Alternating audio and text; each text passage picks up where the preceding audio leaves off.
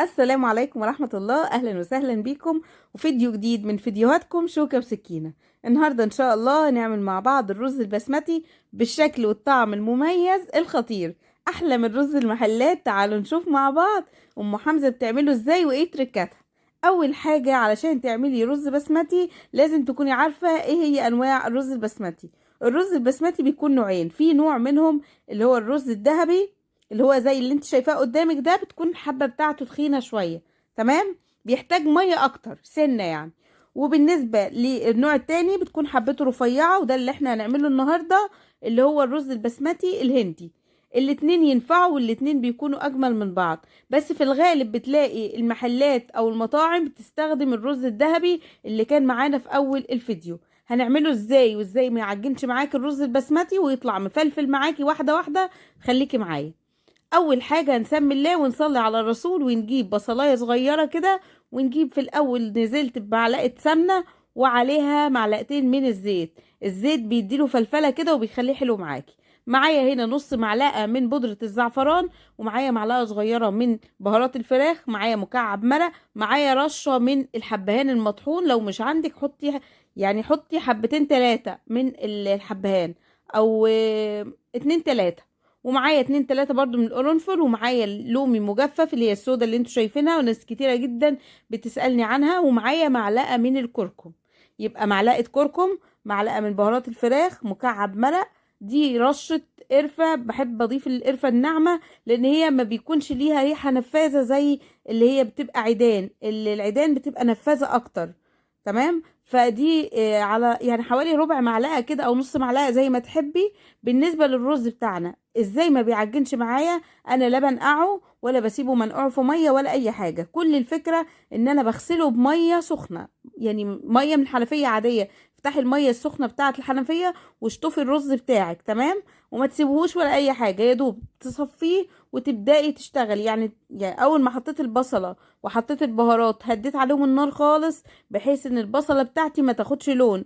البصله كانت لسه يا دوب دبلت كده وشفت معايا، وبدات نزلت عليها. قلنا معلقه كركم صغيره، نص معلقه بودره زعفران، معلقه بهارات فراخ، ومعايا كمان ورقه واحده لومي، ومعايا 3 حبات من القرنفل. ولو مش عندك حبهان مطحون ضيفي 3 حبات من الحبهان المطحون، تمام. وكمان قلنا على القرفه ان احنا حطيناها بودر علشان الريحه بتاعتها ما تبقاش نفاذه قوي. لو عندك عيدان ضيفي، تمام. قلبت كده الرز بتاعي مع البودره بتاعت الزعفران والكركم والحاجات دي البهارات بتاعتنا، ونزلت عليه بمعلقه صغيره من الرز ده كان عدده قد ايه؟ كان نص كيلو من الرز. نص كيلو اللي هو كوبايتين، بالكوب المعياري كوبايتين ونص.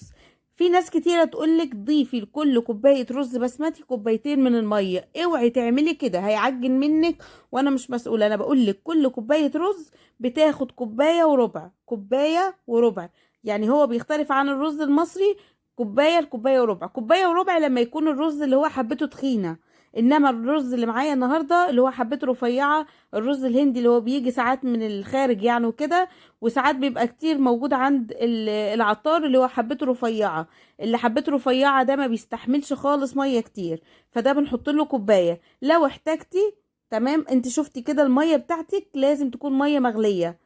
ده اللي بيفرق معايا في الرز بتاعي وبيطلع معايا مفلفل وجميل جدا جدا، تمام. يبقى احنا قلنا على التركات: بتغسليه بميه دافيه او سخنه، وبعد كده بتبداي ما بتنقعهوش ولا اي حاجه، تمام. وبتزيديه بميه سخنه، ميه سخنه تغلي ميه في الكتل او في البراد او في حله، وتبداي تنزلي بيها. الميه بتاعتك بتبقى كل كوبايه رز بتاخد كوبايه، لو الرز العادي اللي زي اللي انت شايفاه. لو الرز حبته تخينه بياخد كوبايه وربع، تمام. هسيب المية طبعا لما بتكون مغلية في الكتل. المية بتاعتك طالما مغلية بتنزل على الرز، ما بتاخدش وقت. بمجرد ما الرز بتاعي بيتشرب ببدأ اهدي النار عليه واخليه على نار هادية جدا. ايه التركية التانية لما تخلوش يعجن معاكي؟ المية اللي بتتجمع على الغطا دي هي اللي بتعجن معانا الرز البسمتي. علشان تاخدي رز بسمتي مفلفل وحلو وجميل، لازم كده بمجرد ما تحسي ان الرز بتاعك المية غليت وبدأ هديت النار عليه، تاخدي الغطا ترفعيه وتصفي المية اللي فيه تمام، وترجعي تحطيها على الغطا.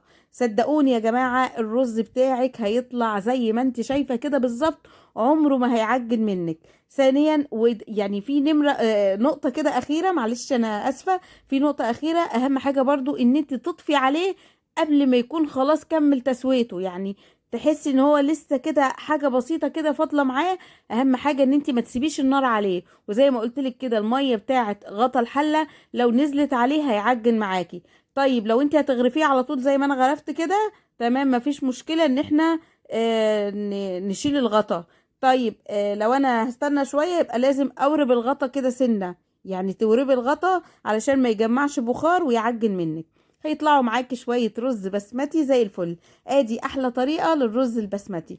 يا رب لو الفيديو عجبكم ما تنسونيش في لايك جميل منكم وشيروا الفيديو عشان يوصل لأكبر عدد، وكل سنة وانتم طيبين، مع السلامة.